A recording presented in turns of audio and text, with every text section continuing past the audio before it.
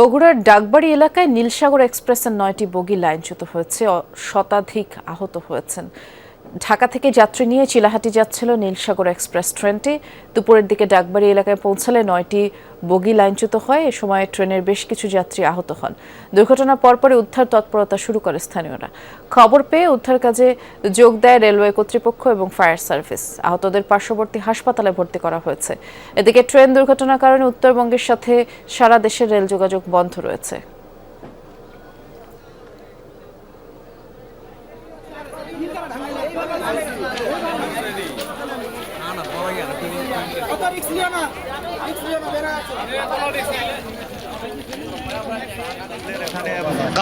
লাইনের কাজ চলতেছিল এবং সামনে লাল ফ্ল্যাগ দেওয়া ছিল, কিন্তু লাল ফ্ল্যাগ চালক লাল ফ্ল্যাগ দেখতে পেয়েছে কিনা জানি না।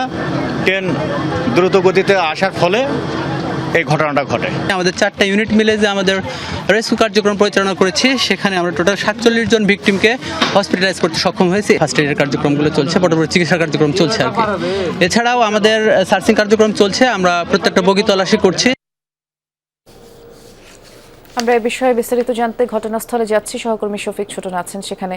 ছোটন, ঈদে বাড়ি ফিরছিল প্রচুর মানুষ, ঠিক এরকম একটি টাইমে এমন একটি দুর্ঘটনা ঘটলো। যেমনটি জানলাম যে শতাধিক মানুষ আহত হয়েছে এবং 1 ঘন্টারও বেশি সময় ধরে তো আপনি এই দুর্ঘটনার সংবাদ কভার করেছেন। এখনকার পরিস্থিতি সম্পর্কে জানাবেন।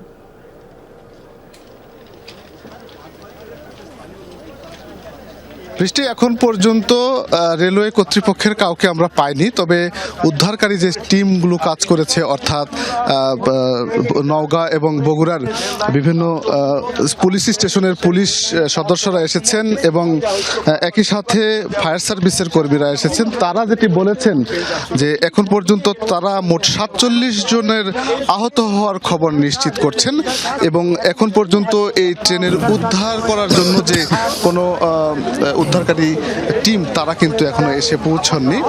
তবে দুর্ঘটনার পরপরই আসলে তাড়াহুড়ো করে নামতে গিয়ে এবং ট্রেনের ভিতরে যারা ছিলেন তারা বিভিন্ন সিট বা হাতলের সঙ্গে ধাক্কা খেয়ে এবং ছাদের উপরে যারা যাত্রা করছিলেন তারা ছাদ থেকে লাফিয়ে ট্রেন থেকে চলে যাবার যে চেষ্টা করেছিলেন, এই কারণেই আসলে আহত হয়েছেন। এবং ফায়ার সার্ভিসের কর্মকর্তারা আমাদেরকে বলেছে যে